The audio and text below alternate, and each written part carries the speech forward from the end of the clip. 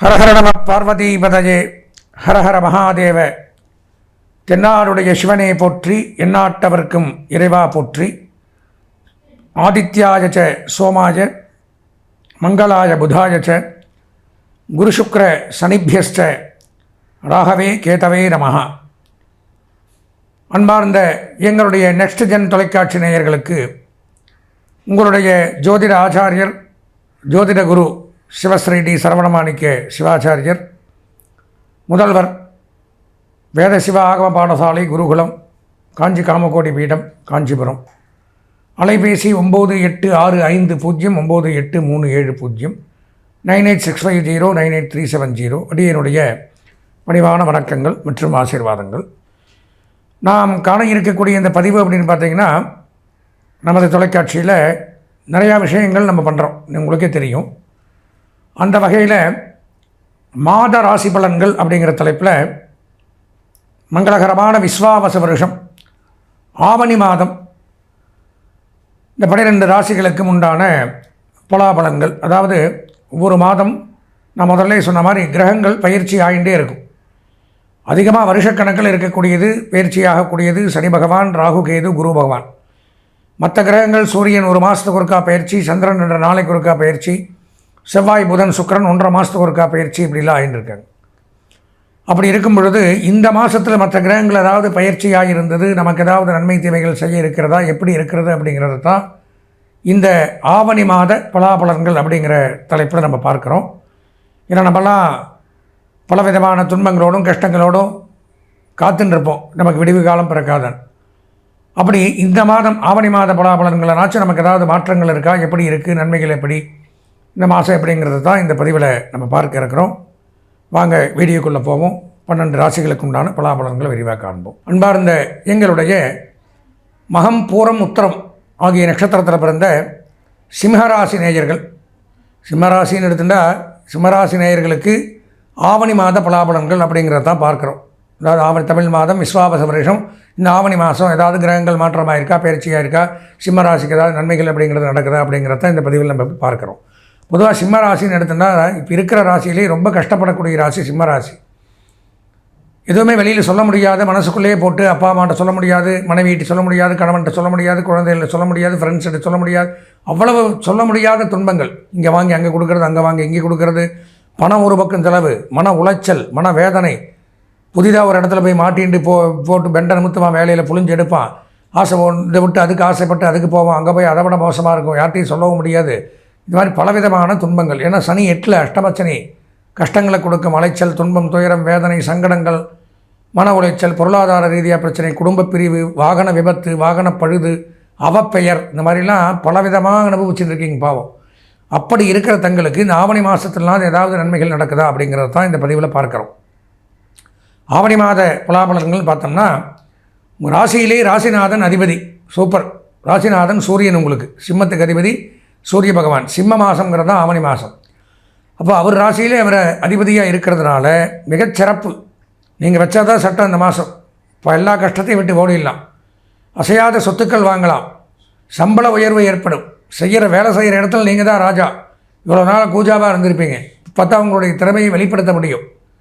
திறமையை வெளிப்படுத்தி முயற்சித்து அதில் தலைமை பொறுப்பு வாங்குவீங்க. ஹெட் ஆஃப் தி டிபார்ட்மெண்ட், தலைமை பொறுப்பு, நிர்வாகத் திறமை, இதெல்லாம் உண்டாகும்.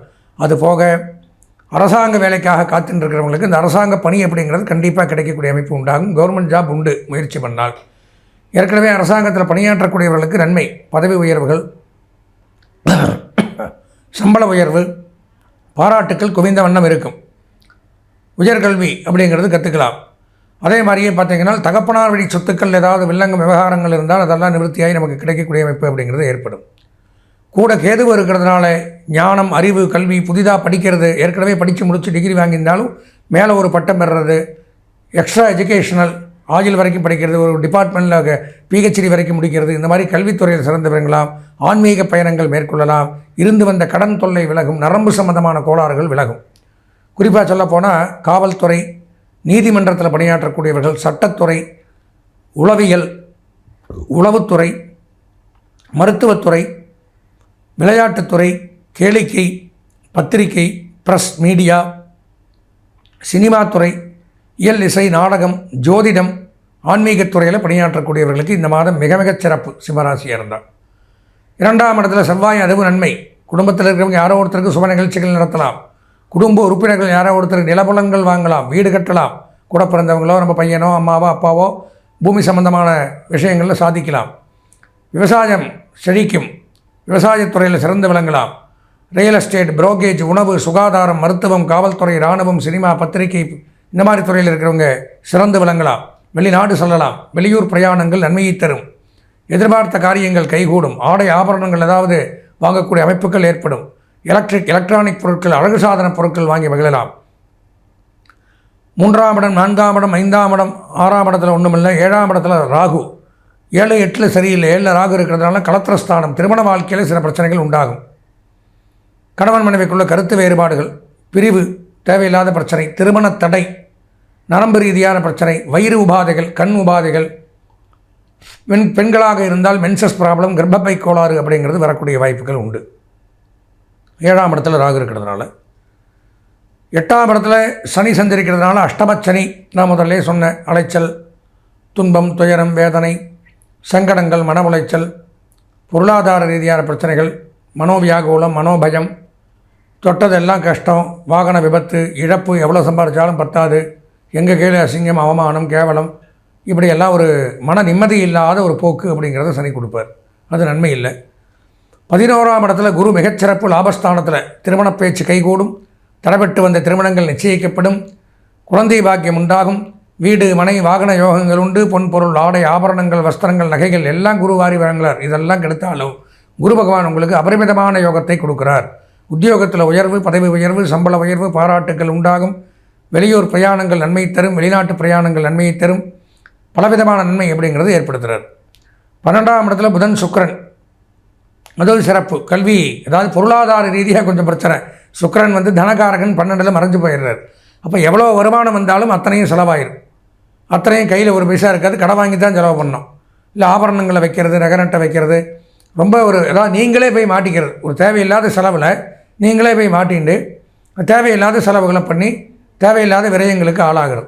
அதே மாதிரி நீங்கள் கற்ற கல்விக்கு தகுந்த உத்தியோக வேலையை செய்ய முடியாது. இந்த மாதத்தில் படித்தது ஒன்றா இருக்கும், உங்களை வேலை வாங்குறது ஒன்றா இருக்கும். நம்மளே அந்த இடத்துல நமக்கு கீழே படித்தவங்ககிட்ட நம்ம கை கட்டின்னு வேலை செய்கிற மாதிரி அமைப்புகள் அப்படிங்கிறதெல்லாம் உண்டாகும். பொதுவாக சிம்மராசி அப்படின்னு எடுத்துட்டோம்னா இந்த மாத பலாபலன்களை ஒரு 80% நன்மைகள் அப்படின்னு தான் சொல்லலாம். கொஞ்சம் சிரமமான பாதம் தான்.